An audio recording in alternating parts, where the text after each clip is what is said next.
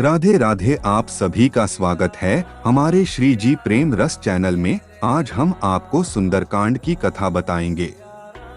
सुंदरकांड। अशोक वाटिका में हनुमान सीता भेंट। विभीषण ने हनुमान को बताया कि रावण ने सीता माता को अशोक वाटिका में कैद करके रखा है।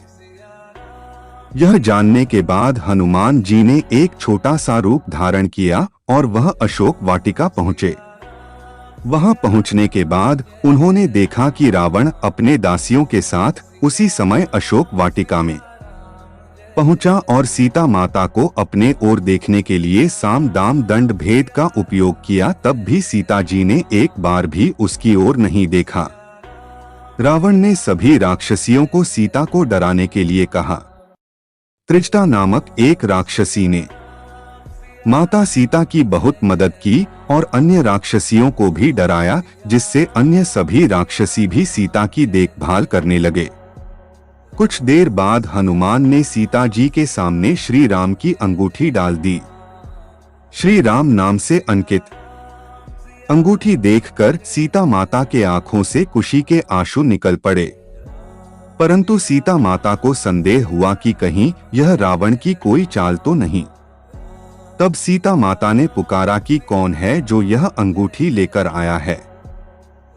उसके बाद हनुमान जी प्रकट हुए, पर हनुमान जी को देखकर भी सीता माता को विश्वास नहीं हुआ। इसके बाद हनुमान जी ने मधुर वचनों के साथ रामचंद्र के गुणों का वर्णन किया और बताया कि वो श्री राम जी के दूत हैं। सीता ने व्याकुलता से श्री राम जी का हाल चाल पूछा। हनुमान जी ने उत्तर दिया, हे माते, श्री राम जी ठीक हैं और वे आपको बहुत याद करते हैं। वे बहुत जल्द ही आपको लेने आएंगे और मैं शीघ्र ही आपका संदेश श्री राम जी के पास पहुंचा दूंगा। तभी हनुमान ने सीता माता से श्री राम जी को दिखाने के लिए चिन्ह मांगा, तो माता सीता ने हनुमान को अपने चूड़ामणि उतार कर दे दिए। हनुमान लंका दहन। हनुमान जी को बहुत भूख लग रहा था, तो हनुमान अशोक वाटिका में लगे पेड़ों के फलों को खाने लगे। फलों को खाने के साथ साथ हनुमान उन पेड़ों को तोड़ने लगे। तभी रावण के सैनिकों ने हनुमान पर प्रहार किया, पर हनुमान ने सबको मार डाला। जब रावण को इस बात का पता चला कि कोई बंदर अशोक वाटिका में उत्पात मचा रहा है, तो उसने अपने पुत्र अक्षय कुमार को भेजा हनुमान का वध करने के लिए, लेकिन हनुमान जी ने उसे क्षण भर में ऊपर पहुंचा दिया। कुछ देर बाद जब रावण को अपने पुत्र की मृत्यु का पता चला, वह बहुत ज्यादा क्रोधित हुआ। उसके बाद रावण ने अपने ज्येष्ठ पुत्र मेघनाद को भेजा। हनुमान के साथ मेघनाद का युद्ध हुआ। मेघनाद ने ब्रह्मास्त्र चला दिया। ब्रह्मास्त्र का सम्मान करते हुए हनुमान स्वयं बंधन में बंध गए। हनुमान को रावण की सभा में लाया गया। रावण हनुमान को देखकर हंसा और फिर क्रोधित होकर उसने प्रश्न किया, रे वानर, तूने किस कारण अशोक वाटिका को तहस-नहस कर दिया? तूने किस कारण से मेरे सैनिकों और पुत्र का वध कर दिया? क्या तुझे अपने प्राण जाने का डर नहीं है? यह सुनकर हनुमान ने कहा, हे रावण, जिसने महान शिव धनुष को पल भर में तोड़ डाला, जिसने खर, दूषण, त्रिशिरा और बाली को मार गिराया, जिसकी प्रिय पत्नी का तुमने अपहरण किया, मैं उन्हीं प्रभु श्री राम का दूत हूँ। मुझे भूख लग रहा था, इसलिए मैंने फल खाए और तुम्हारे राक्षसों ने मुझे खाने नहीं दिया, इसलिए मैंने उन्हें मार डाला। अभी भी समय है, सीता माता को श्री राम को सौंप दो और क्षमा मांग लो। रावण हनुमान की बात सुनकर हंसने लगा और बोला, रे दुष्ट, तेरी मृत्यु तेरे सिर पर है। ऐसा कहकर रावण ने अपने मंत्रियों को हनुमान को मार डालने का आदेश दिया। यह सुनकर सभी मंत्री हनुमान को मारने दौड़े। तभी विभीषण वहां आ पहुंचे और बोले, रुको, दूत को मारना सही नहीं होगा, यह नीति के विरुद्ध है। कोई और भयानक दंड देना चाहिए। सभी ने कहा, बंदर का पूंछ उसको सबसे प्यारा होता है, क्यों ना तेल में कपड़ा डुबाकर इसकी पूंछ में बांध कर आग लगा दिया जाए।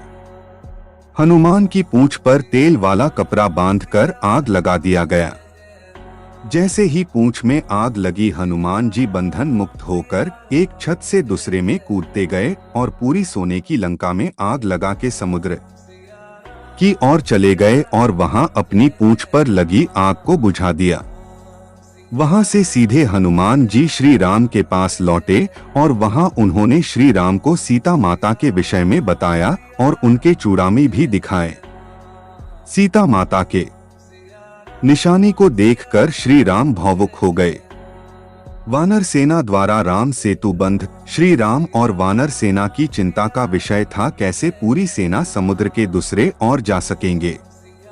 श्री राम जी ने समुद्र से निवेदन किया कि वे रास्ता दें ताकि उनकी सेना समुद्र पार कर सके, परंतु कई बार कहने पर भी समुद्र ने उनकी बात नहीं मानी। तब राम ने लक्ष्मण से धनुष मांगा और अग्नि बाण को समुद्र पर साधा, जिससे कि पानी सूख जाए और वे आगे बढ़ सके। जैसे ही श्री राम ने ऐसा किया, समुद्र देव डरते हुए प्रकट हुए और श्री राम से माफी मांगी और कहा, हे नाथ, ऐसा ना करें, आपके इस बाण से मेरे अंदर रहने वाले सभी मछलियां और जीवित प्राणी का अंत हो जाएगा। श्री राम ने कहा, हे समुद्र देव, हमें यह बताएं कि मेरी यह विशाल सेना इस समुद्र को कैसे पार कर सकते हैं।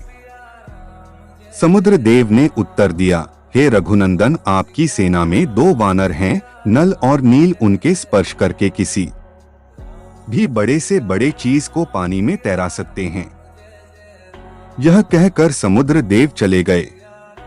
उनकी सलाह के अनुसार नल और नील ने पत्थर पर श्री राम के नाम लिखकर समुद्र में डाला तो पत्थर तैरने लगा।